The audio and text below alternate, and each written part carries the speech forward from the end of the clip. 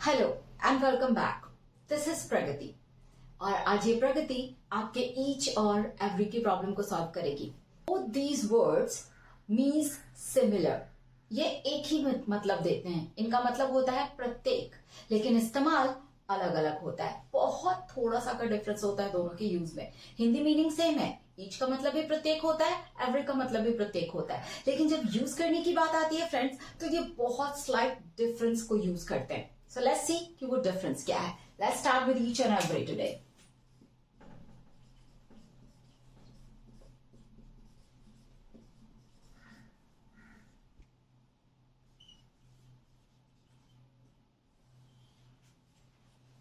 So friends let's see कि ये कहां यूज होते हैं। मैंने बोला ईच और एवरी दोनों का मतलब प्रत्येक होता है, दोनों प्रत्येक के लिए यूज होते हैं। दूसरी सिमिलैरिटी क्या है, पहले हम सिमिलैरिटी देख लेते हैं दोनों की, फिर दोनों को समझना आसान हो जाएगा। दोनों की हिंदी सेम है, पहली सिमिलैरिटी। दूसरी सिमिलैरिटी कि दोनों के दोनों सिंगुलर काउंटेबल नाउन यूज करते हैं। आप सोचोगे ये सिंगुलर काउंटेबल नाउन क्या है?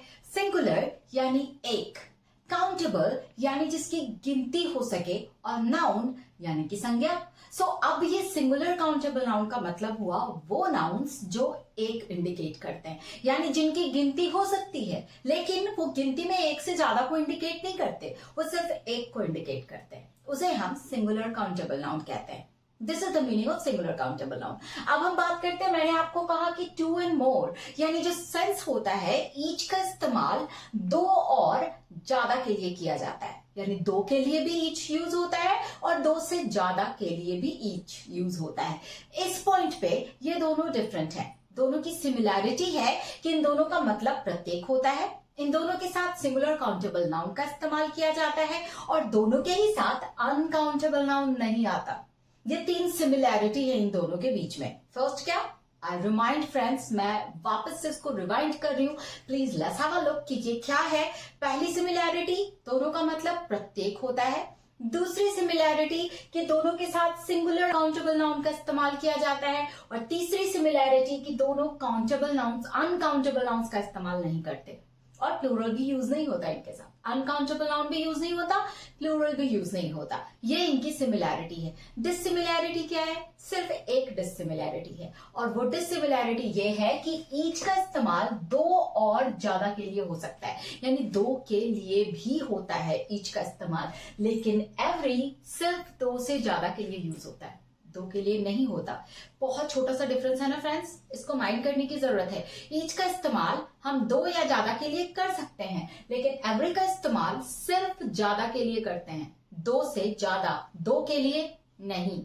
ये याद रखने की चीज है। Now we are just moving for example. मैंने कहा ईच, सिंगुलर काउंटेबल नाउन का इस्तेमाल करना है, मैं यूज करूंगी ईच गर्ल। मैंने यूज किया ईच गर्ल, यानी सारी, प्रत्येक लड़की। अब ये जो लड़की मैंने यूज किया वो दो से ज्यादा लड़की के, या दो से ज्यादा की बात मैं कर रही हूं, लेकिन यहां मुझे प्लूरल यूज नहीं करना, मुझे सिर्फ सिंगुलर रखना है। और प्रत्येक के साथ भी सेम सेंस है। मैंने कहा एवरी बॉय। अब ये एवरी बॉय जो मैंने बोला वो दो से ज्यादा लड़के के बारे में मैं बात कर रही हूं, लेकिन लिखा मैंने बॉय है, मैंने बॉयज नहीं लिखा। सेंस ये होता है कि यूज इनका दो से ज्यादा के लिए होगा, लेकिन जो नाउन आप लिखोगे वो सिंगुलर फॉर्म में लिखोगे, एस लगा के नहीं लिखोगे। ईच के साथ भी सेम है कि इस्तेमाल इसका दो या दो से ज्यादा के लिए होगा, लेकिन प्लूरल फॉर्म में नहीं आएगा, ये सिंगुलर फॉर्म में ही रहेगा। और दूसरी खासियत कि अनकाउंटेबल नाउन नहीं लिख सकते, ईच मिल्क नहीं लिख सकते, एवरी शुगर नहीं लिख सकते। आपको भी पता है, सिंपली आप अगर अपना दिमाग लगाओ तो आपको समझ में आ जाएगा कि ईच या एवरी के साथ अनकाउंटेबल तो आ ही नहीं सकता ना।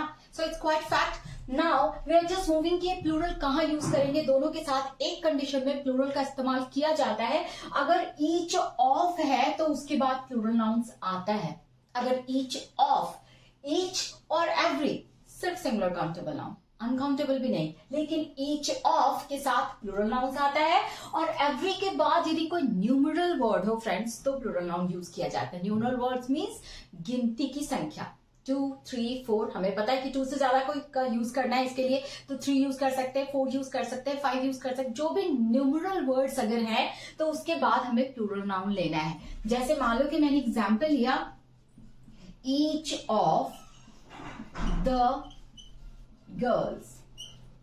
अब यहां मैंने गर्ल्स का इस्तेमाल किया फ्रेंड्स, क्योंकि ईच ऑफ के बाद हमें पता है कि प्लूरल नाउन यूज करना है, इसलिए मैंने ईच ऑफ द गर्ल्स कहा। ऐसे ही अगर मैं एवरी की बात करूं तो मैं बात करूंगी एवरी 10 स्टूडेंट्स। यहां भी मैंने प्लूरल का इस्तेमाल किया है, क्योंकि हमें पता है कि न्यूमरल वर्ड के बाद हमें प्लूरल यूज करना है। सो 10 इज अ न्यूमरल वर्ड, इसलिए मैंने स्टूडेंट्स का इस्तेमाल किया। अब बात आती है कि इसके साथ हेल्पिंग वर्ब क्यों यूज करेंगे, इसके साथ आने वाला वर्ब क्या हो सकता है। ईच और एवरी के साथ फ्रेंड्स एक बहुत ही अमेजिंग सी बात है कि जब हम इसके साथ वर्ब अप्लाई करते हैं तो किसी भी कीमत पर वो वर्ब प्लूरल नहीं हो सकता, वो हर कीमत पर सिर्फ सिंगुलर होगा। चाहे आपने ईच ऑफ गर्ल्स ही क्यों ना कहा हो, चाहे आपने एवरी 10 स्टूडेंट्स ही क्यों ना कहा हो, लेकिन आपको उसके साथ हमेशा सिंगुलर वर्ब यूज करना है, आप उसके साथ प्लूरल यूज कर ही नहीं सकते। This is an amazing fact. तो चलिए देखते हैं कि क्या क्या कौन, अब सिंगुलर वर्ब प्लूरल वर्ब इस झमेले में पढ़ने से ज्यादा अच्छा है कि मैं आपका ये ट्रायंगल चुटकियों में हल कर दूं, इंडिकेट करके कि क्या क्या वर्ब इसके साथ आप इस्तेमाल कर सकते हो। तो इसके साथ या तो आप V5 यूज करोगे, या फिर आप इज यूज करोगे, या फिर आप डज यूज करोगे, या हैज यूज करोगे, या हैड यूज करोगे, या फिर आप इसके साथ विल का इस्तेमाल करोगे, या फिर वॉज का इस्तेमाल करोगे। यानी जब हम बात ईच और एवरी की करते हैं फ्रेंड्स, तो इनके साथ सिर्फ ये सारे हेल्पिंग वर्ब एप्लीकेबल होते हैं, उसके अलावा दूसरा कोई हेल्पिंग वर्ब नहीं लगता या कोई वर्ब नहीं लगता। आप V5 यूज करो, इज यूज करो, डज यूज करो, हैज यूज करो, हैड यूज करो, विल यूज करो, या वॉज यूज करो। इसके साथ वर्ड का इस्तेमाल नहीं होता, इसके साथ आर का इस्तेमाल नहीं होता, डू का इस्तेमाल नहीं होता, हैव का इस्तेमाल नहीं होता। सो आपको इसके साथ यही सारे वर्ब्स की कॉम्बिनेशन रखनी है। So that I hope you could have been clear with the fact.